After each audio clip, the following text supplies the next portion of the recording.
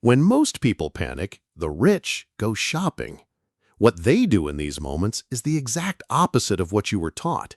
And that's exactly what separates the victors from the casualties in this financial war. What you're about to see could change the way you face any crisis.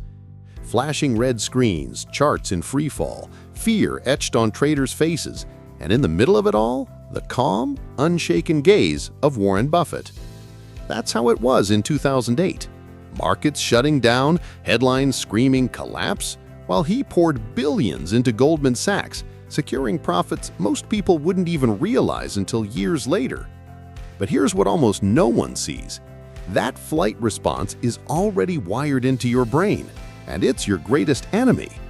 In the same scenario, the legendary Hetty Green would have done the same, buying when no one else would, even lending to the state itself in exchange for leverage. She did something that today would be almost impossible for most people, and I'll tell you why in a moment. The contrast is brutal. On one side, those selling in desperation; on the other, those collecting opportunities like weapons abandoned on the battlefield. If the ground is littered with weapons, why run unarmed? And this is only the first trap in this war. The enemy has a name: the Collective Flight Reflex. It's the automatic reaction that turns crowds into herds during financial crises.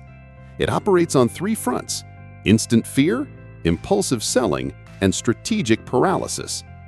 Ever notice how everyone seems to get the same idea at the exact same time? It's like being on a battlefield where the first explosion sends everyone running in the same direction without looking where they're going. The market thanks you every time you give in to that impulse. And it's right here, in the first minutes of a crisis, that 90% of people already seal their own fate. In the markets, this means dumping assets at the worst possible moment, cutting both good and bad expenses without distinction, and walking away from opportunities that only appear once in a decade. Every wrong decision here is a piece of your freedom you give away for free. And the worst part? You don't even realize you're already trapped. They count on your fear. That's how they buy cheap, while you sell your most valuable assets. They call it prudence. I call it selling your future for pennies on the dollar. This reflex doesn't discriminate by social class. It's made billionaires ditch their private jets for commercial flights to feel like they're saving, while leaving millions on the table. While you follow the retreating column, someone like Buffett, Green, or Soros is advancing on the flank, capturing resources and territory. And this is just the first strike. The collective flight reflex is born from two ancient forces: survival instinct and social conditioning. From childhood, we're trained to follow the majority, because in the wild, being in the group increased your chances of living. But in finance, that instinct turns into a trap. Fear triggers the amygdala, the part of your brain that reacts to immediate danger and shuts down rational analysis. How many decisions have you made to stay safe, only to realize later that you missed a once-in-a-lifetime chance? It's like dropping a chest of gold to chase a grain of rice. In 2008, millions sold off their funds and stocks at the bottom and watched just a few years later as those same assets more than doubled in value. What cost $10 shot up to $20, and those who stayed out could only watch powerless as the values slipped through their fingers. One investor sold everything in panic and took years to recover. Another, on the very same day, bought and doubled his net worth in 5 years. And while you work twice as hard to replace what you lost, they multiply what they bought in your panic. The cost isn't just money lost. It's years of your life traded for hours of work you'll never get back. And this is where the strategy flips completely. These 5 moves determine who survives and who disappears in any crisis. In the next one, you'll remember this and smile while everyone else is running. The hunter in crisis protocol turns moments of collapse into wealth machines. These 5 moves aren't theory, they're documented in the biographies and portfolios of those who built fortunes in chaos.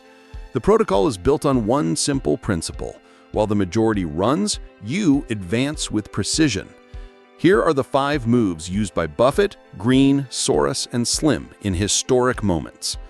Control the battlefield. Shut out the noise and focus on facts, not headlines. Like a general climbing the hill to see the entire field before ordering the attack. Convert to liquidity. Sell non-strategic assets and cut unproductive costs to build cash reserves. It's like stocking up the armory before a battle. Predator mindset. Map undervalued companies and assets as if you're attacking prey in the open field. Diversification shield. Keep positions in different sectors and geographies, like a castle with multiple walls. Long-term vision. Buy only what has real value and ignore the daily price swings. You're the archer waiting for the perfect moment to release the arrow. And each of these moves becomes even more powerful when the market is on fire. Few have the discipline to follow all 5, but those who do, win. In the next collapse, those who hold this playbook will buy what everyone else is begging to sell. You don't need billions to act like a hunter in a crisis. On a personal level, map your liquidity, review expenses, and sell idle assets to quickly create cash. Think like a commander gathering supplies before a campaign. Cold terrain analysis. Study sectors or opportunities at clearance prices. It's like spotting an under-defended fortress. Protect your flanks. Don't put all your capital into one move. Diversify. That's building multiple escape routes. Disable the flight reflex. Ask yourself, is this move based on fear or on real opportunity? If the answer is fear, you're already losing the war. This one question saved investors from losing 6 figures in 2020. Patience game. Strategic results take time. Resisting the rush is part of the victory. Every rushed move is like charging without cover on the battlefield. Challenge. Pause now and write down, what would be your first 5 moves if the crisis started tomorrow? This is where the protocol stops being theory and becomes your most lethal weapon. The Hunter in Crisis protocol isn't just about making more money. It's about never being held hostage by collective fear. When you trade panic for strategy, you stop being part of the herd and start acting like the general who studies the map and chooses where to strike. Buffett, Green, Soros, and Slim proved it's not the crisis that defines the outcome. It's your posture in the middle of it. Because while you're selling your most valuable assets, someone else is buying your future at a discount. In the next storm, will you follow the crowd over the cliff or advance on the flank and take territory? If your answer is hunt, type it in the comments. I don't trade my freedom. Share this with someone still fighting this invisible war. If the next attack comes tomorrow, will you be ready? In a crisis, you either hunt or you get hunted. Choose now which side of history you want to be on. In the next video, I'll expose the psychological trap even market veterans hide, and that could cost you not just money, but years of your financial freedom. Subscribe now.